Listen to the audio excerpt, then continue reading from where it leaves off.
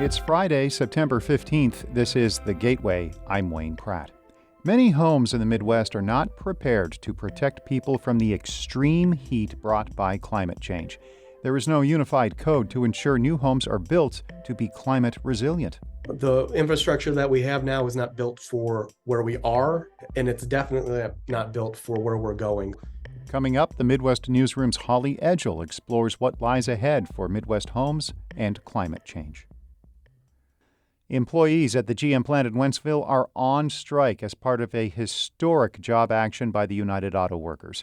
Union President Shawn Fain made the announcement last night in an online video. We're calling on GM, Wentzville Assembly, Local 2250 in Region 4 to stand up and strike. The Wentzville plant has roughly 4,000 unionized workers who make Chevrolet and GMC pickup trucks and vans. Workers at a Ford plant in Michigan and a Stellantis facility in Ohio are also off the job.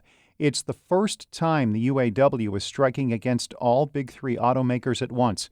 The union is seeking a roughly 40% pay hike, the restoration of pension and retiree health care, and cost of living adjustments. Fain says company profits have soared 65% over 4 years compared to a 6% increase in auto workers' pay. GM says the automaker's most recent offer is an unprecedented economic package that includes a 20% wage increase, no hikes to health insurance premiums, and a 25% jump in retirement health care contributions. Cash bail in Illinois will be gone after this weekend. St. Louis Public Radio's Will Bauer reports Metro East courthouses say they are prepared. The state legislation that ends cash bail, known as the Safety Act, was supposed to take effect at the start of the year. However, legal challenges slowed its implementation. Top judges in St. Clair and Madison counties say the extra 9 months hasn't hurt their courthouses. St. Clair County's Chief Circuit Judge Andrew Gleason says his main concern with all the changes will be staffing the new pretrial hearings. This is going to strain resources of the Public Defender's Office, which I'm responsible for.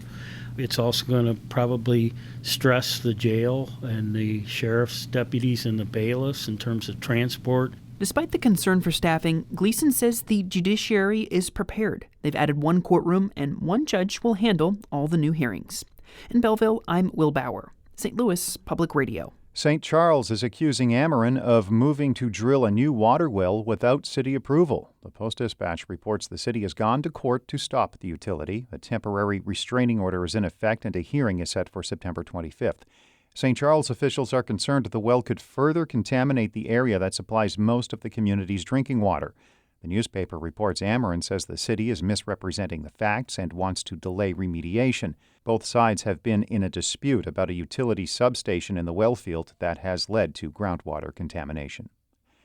St. Louis Mayor Tashara Jones is promoting the city's investment in a tiny home village as a model for other officials helping people who need homes. The city allocated $1.2 million to expand Jefferson Spaces, which provides transitional housing. St. Louis Public Radio's Andrea Henderson reports. Jones wants to see other tiny, colorful homes around the entire region.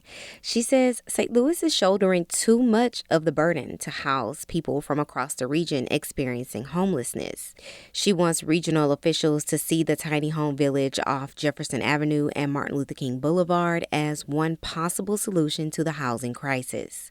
Jones is challenging other leaders to do their part. This is a model that should be replicated across our region to make sure that we have individual spaces for our unhoused neighbors to get back on their feet. Jones says she hears the criticism that the city has not done enough, but says she's working to fund more affordable homes and shelters. I'm Andrea Henderson, St. Louis Public Radio. A previously vacant shopping plaza in North St. Louis County is now a community economic hub. The $20 million redevelopment in Delwood by nonprofit Refuge and Restoration has opened its first phase. Delwood resident Loretta Price says she is encouraged by how the area has transformed. I have watched this renaissance before my eyes, from broken windows and boarded up buildings to new enterprises and families coming back to the community. The new R&R Marketplace includes a restaurant, bank, and centers for career development, co-working, addiction treatment, and early childhood education.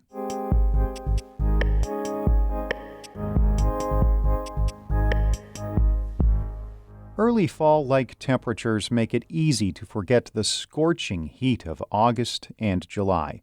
But climatologists say Midwesterners need to prepare for more hazardous heat waves in the future. So, are our homes ready? As Holly Edgell of the Midwest Newsroom reports, the answer is mostly no.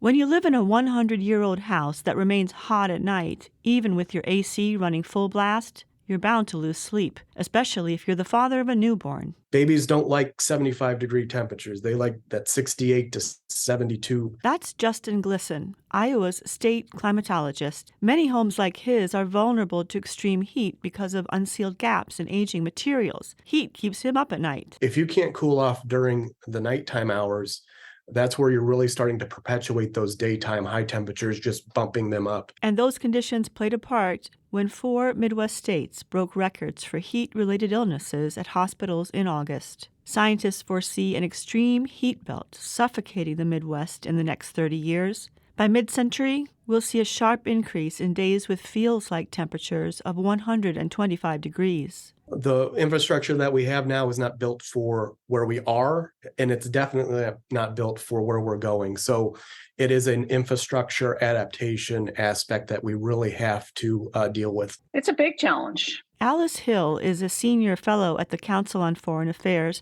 and an expert in the risks and consequences of climate change. She says many homes in the Midwest are not prepared for the extremes that climate change will bring. And the federal government has not established a standard for the construction of new homes and neighborhoods to combat high temperatures. We do not have a national building code. We instead leave the choice about where and how to build to local communities or to states. Building codes are designed primarily for safety. Iowa and Nebraska have statewide building codes. Kansas and Missouri allow cities and counties to make the rules. That can mean some houses in the Midwest are built under much less stringent codes than others just down the street. Even so, Hill says, many of the codes are not strong enough to ensure climate-friendly homes that keep residents safe from extreme heat. They're primarily based on past data, past meteorological information, and that means that they're out of date because they're calling for buildings to be constructed for a climate that no longer exists, much less the climate that we will see in the near future. Hill says standardized codes to create climate-resilient homes could require pricey building materials and methods that keep residents safe and don't create more pollution. But innovation is not cheap. And many builders argue stricter codes drive up construction costs that get passed on to the homebuyer. So you've got the developer who wants to build cheaply, the family wants to buy cheaply. So that may be that the developer really doesn't want to have the added cost of resilience. The sweeping climate law that President Biden signed last summer includes nearly $1 billion for low-income multifamily housing to become more energy efficient, water efficient, and resilient to climate disasters. That sounds good to Peter Thorne, a professor of environmental health at the University of Iowa. Different people have different susceptibility to heat as opposed to, say, air pollution. It certainly kills more people, heat stroke, every year than does air pollution-induced asthma in the U.S. Thorne hopes the climate provisions in the Biden infrastructure plan are institutionalized, so they remain in place, regardless of who's in the White House. The incentives that are coming from the government through the Inflation Reduction Act are, I think, a tipping point. Hill says these programs might be helpful for energy efficiency in new construction, but the initiatives don't do much to protect Midwesterners from the climate extremes to come. For that paradigm shift to happen, builders, developers, consumers, and governments need to work from the same blueprint. For the Midwest Newsroom, I'm Holly Edgell. The Midwest Newsroom is a partnership between NPR and member stations in Missouri, Kansas, Iowa, and Nebraska. The Gateway is a production of St. Louis Public Radio, a listener-supported service of the University of Missouri St. Louis. Music, as always, by Brian McNeely of Adult Fur. I'm Wayne Pratt.